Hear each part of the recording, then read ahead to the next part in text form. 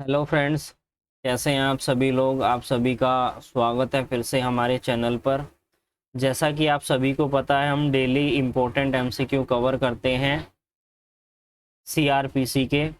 आज हम important MCQ cover करने वाले हैं और आज की जो हमारी सेक्शन होने वाली है वो यंग एडवोकेट्स के लिए, जो अभी न्यू इंटर हुए हैं प्रैक्टिस करने के लिए, या जिन्होंने अभी लॉ कंप्लीट कर की है, या जो भी एडवोकेट प्रैक्टिस में हैं, उन सभी के लिए एक प्रश्न उठ जाता है जब वो अपने क्लाइंट का केस डिस्कस कर रहे होते हैं। सपोज दैट एक एक्यूज्ड पर्सन है, उसकी तरफ से आप रिप्रेजेंट कर रहे हैं एज एन एडवोकेट, या आप जूनियर हैं तो आप रिप्रेजेंट कर रहे हैं, आपके जो सीनियर एडवोकेट है वो रिप्रेजेंट कर रहे हैं किसी भी एक्यूज को।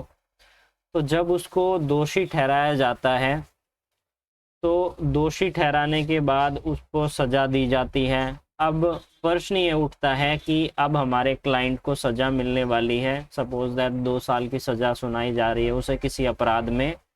तो अब हम उसे कैसे बचाएं, कैसे उसे जेल में जाने से बचा सकते हैं। क्या हमारे पास रेमेडी है जिससे कि आपका क्लाइंट भी खुश होगा, जिससे कि अगर आपके जो सीनियर हैं उनको भी पता चलेगा हाँ भाई जूनियर एडवोकेट काफ़ी मेहनत कर रहे हैं। तो ये सभी लॉ के पॉइंट्स हैं जो आपको पता होने चाहिए, लॉ के इम्पोर्टेंट सेक्शन हैं जो आपको पता होने चाहिए, और उसी सेक्शन को आज मैं इसमें वीडियो में डिटेल में डिस्कस करूँगा। मौसम काफ़ी अच्छा है, रेनफॉल हो रही है, तो बिल्कुल ध्यान लगा के आप आज की जो हमारी वीडियो है उसको डिटेल में समझिएगा। तो स्टार्ट करते हैं। सबसे पहले हम समझते हैं अपने इम्पोर्टेंट एमसीक्यू के बारे में। पहला इम्पोर्टेंट एमसीक्यू क्या कह रहा है कि सीआरपीसी के सेक्शन 389 के सबसेक्शन 3 के अनुसार ट्रायल कोर्ट क्या कर सकती है, रिलीज कर सकती है किसको, एक्यूज्ड पर्सन को। किस पर, बेल पर। बेल पर रिलीज कब करेगी, जब वो बेल बॉन्ड फर्निश करेंगे। कब रिलीज कर सकती है, कन्विक्शन के बाद में, यानी कि उसे उस अपराध में दोषी ठहरा दिया गया है, अब उसे सजा होने वाली है, तो ऐसे में एक्यूज पर्सन को बेल पर रिहा किया जा सकता है। कब, इस सेक्शन को आज हम डिटेल में समझेंगे। सेक्शन 389 को काफ़ी इम्पोर्टेंट है जुडिशरी के पर्पस के लिए भी, एज एन एडवोकेट आप प्रैक्टिस कर रहे हैं तो उसके पर्पस के लिए भी। तो इसका जवाब कौन सा है, इसका जवाब हमारा थर्ड है। ये आपको तभी समझ में आएगा जब आपने इस सेक्शन को पढ़ा होगा, क्योंकि आज हम इसी सेक्शन को डिटेल में डिस्कस करने वाले हैं।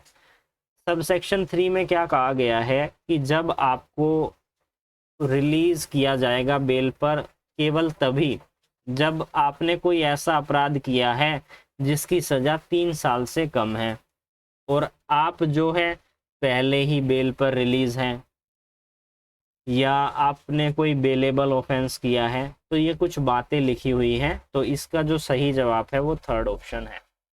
अब हम डिस्कस करते हैं इस सेक्शन के बारे में। इस सेक्शन की सब हेडिंग क्या कह रही है, सब हेडिंग यही कह रही है कि जो सजा दी जा रही है, जो सेंटेंस आपको सुनाया जा रहा है, उसे सस्पेंड कर दिया जाएगा। कब, जब आपकी अपील पेंडिंग है, यानी कि आपका जो क्लाइंट है उसको सजा दे दी गई है। अब आपके पास क्या रेमेडी है कि आप अपील फाइल करें। अपील फाइल करेंगे तो जब तक का अपील का समय है, उस समय जो दिया गया है, सपोज दैट 30 दिन का समय दिया गया है कि आपको इसमें सजा हो गई है और 30 दिन के अंदर आपको अपील फाइल करनी है। तो ऐसे में जो एक्यूज्ड है, क्या उसे जेल के अंदर रहना पड़ेगा या नहीं रहना पड़ेगा, इसका जवाब हमारी ये सेक्शन देती है। क्या 30 दिन के बाद जब आप अपील फाइल कर रहे हैं, क्या तब आप बेल ले सकते हैं, तो इसका जवाब भी इसी सेक्शन में आपको मिलेगा। क्या कहता है इसका सब सेक्शन 1, यही कहता है कि जब भी आप अपीलेंट कोर्ट के पास अपील लेने के लिए जाते हो, तो वहाँ पर आप जैसे ही अपील फाइल करते हो कोर्ट के समक्ष, अपीलेंट कोर्ट के समक्ष, या तो आप पहले ही बेल पर हैं, यानी आप बेल पर नहीं हैं तो आप जेल में हैं। जेल में हैं, वहाँ से आप अपील फाइल करते हो। अपील फाइल करके अपीलेंट कोर्ट को क्या कहते हो कि जनाब मुझे बेल पर छोड़ा जाए जब तक कि बेल की प्रोसीडिंग चल रही है, जब तक कि केस की प्रोसीडिंग चल रही है। तो ऐसे में अपीलेंट कोर्ट के पास पूर्ण पावर होती है कि वो आपको बेल पर रिलीज करे। इसके लिए आपको बेल बॉन्ड भरना होगा, बेल बॉन्ड फर्निश करना होगा। यानी कि अपीलेंट कोर्ट आपसे ये कह सकती है कि आप 10,000 की श्योरिटी लेकर आइए, 20,000 की श्योरिटी लेकर आइए, 50,000 की श्योरिटी लेकर आइए, तभी आपको बेल दी जाएगी। अब इसमें प्रोवाइजियो दिया गया है। पहला प्रोवाइजियो क्या कहता है कि आपको बेल पर रिलीज किया जा सकता है आपके पर्सनल बॉन्ड पर, लेकिन आपने जो अपराध किया है वो कौन सा अपराध है? या तो डेथ पेनल्टी है, यानी कि आजीवन वो मृत्युदंड है, या फिर आजीवन कारावास है, या फिर आपने जो अपराध किया था पहले जिसकी आप अपील कर रहे हैं उसकी सजा 10 साल से कम नहीं है, यानी कि 10 साल की सजा है या 10 साल से ज़्यादा की सजा है। तो ऐसे में जो पब्लिक प्रोसिक्यूटर होता है उसको अपॉर्चुनिटी दी जाती है कि वो रिटर्न में कारण बताए कि क्यों आपको रिलीज ना किया जाए। सपोज दैट आपका ट्रायल चल रहा है मजिस्ट्रेट साहब के समक्ष, और उसमें आपको क्या दी गई है? लाइफ इम्प्रिजमेंट दी गई है। अब लाइफ इम्प्रिजमेंट दी गई है तो पब्लिक प्रोसिक्यूटर को भी यह अपॉर्चुनिटी दी जाएगी कि पब्लिक प्रोसिक्यूटर क्या कहना चाहते हैं इस केस पर। वो ये कह सकते हैं कि जनाब ये हमारे क्लाइंट को जो है मारने की धमकी दे रहा है, ये कह रहा है कि एविडेंस में टेम्पर्ड कर दूंगा, यानी कि कह नहीं रहा है, यानी कि ये जो पब्लिक प्रोसिक्यूटर है वो अपनी प्ली में ये बातें रखते हैं।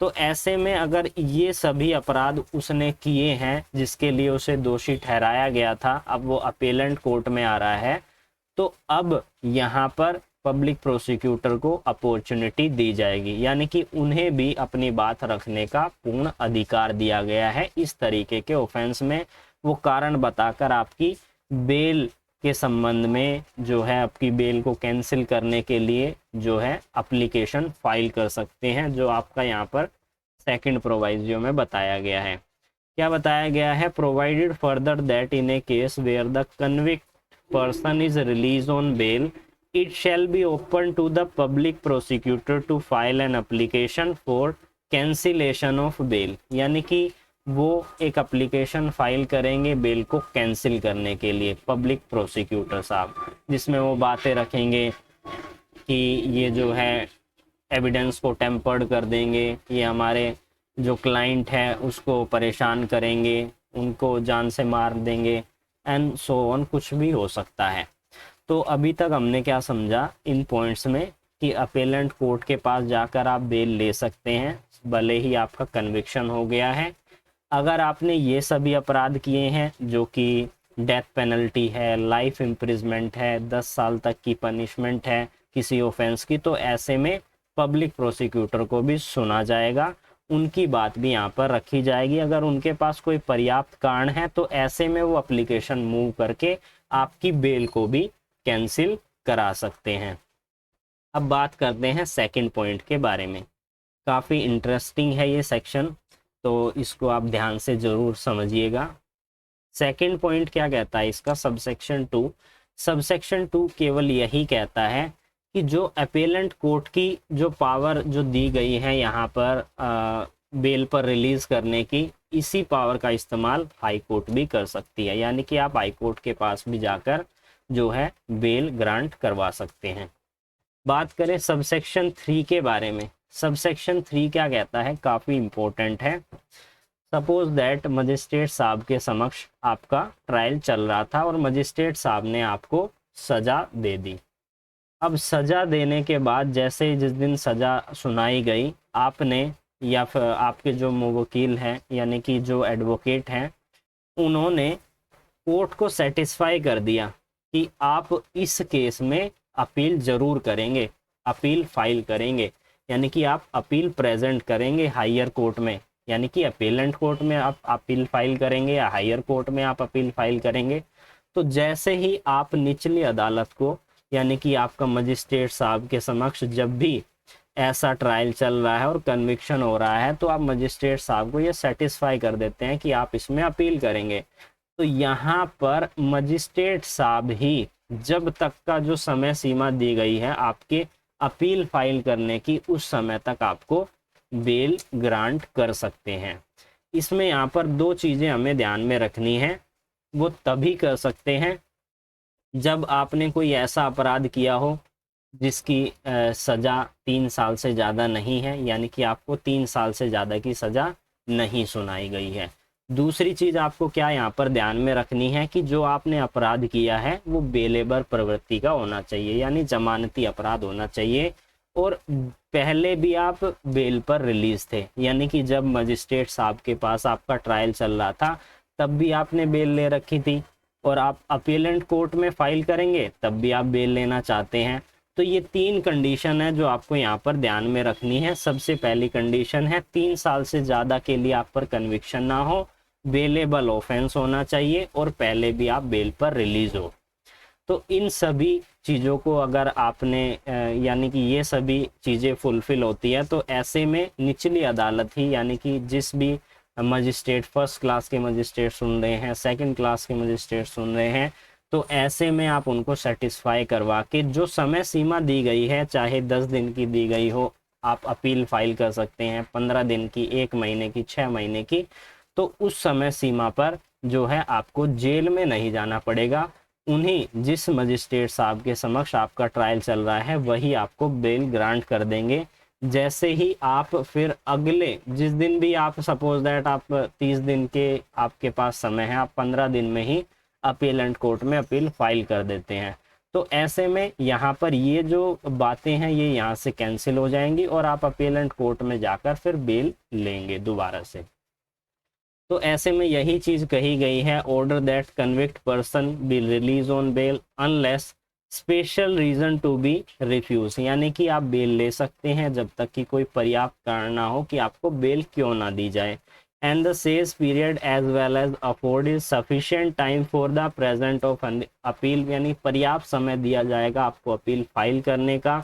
And the order of the appellate court under subsection 1 sentence of the imprisonment shall so long as he so release on bail and deemed to be suspended, यानी कि उसे सस्पेंडेड समझा जाएगा अगर आपको बेल पर रिलीज किया जाता है।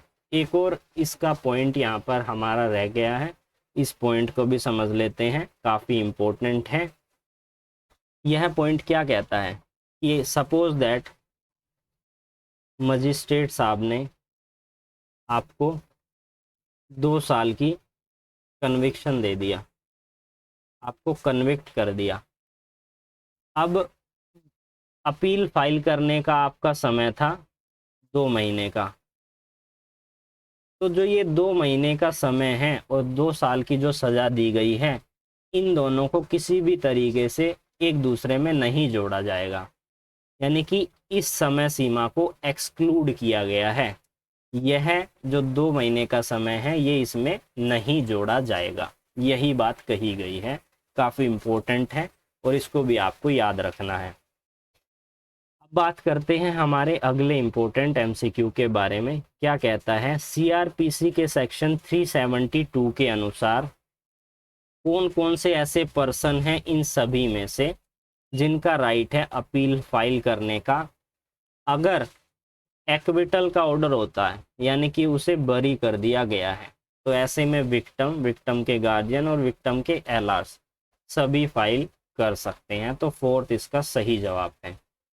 अब हम बात करते हैं हमारे अगले इम्पोर्टेंट एमसीक्यू के बारे में कि सीआरपीसी के सेक्शन 258 के अंडर जो प्रोसीडिंग चल रही है किसी केस की, उसको कोर्ट रोक सकती है कब, इन सभी ऑप्शंस में से किस केस के अंदर। पहला ऑप्शन क्या है कि warrant case institute other than police report, summon case institute other than police report, warrant case institute on police report, summon case institute other than upon a police report. तो इसका जो 4th जो है ये बिल्कुल सही जवाब है।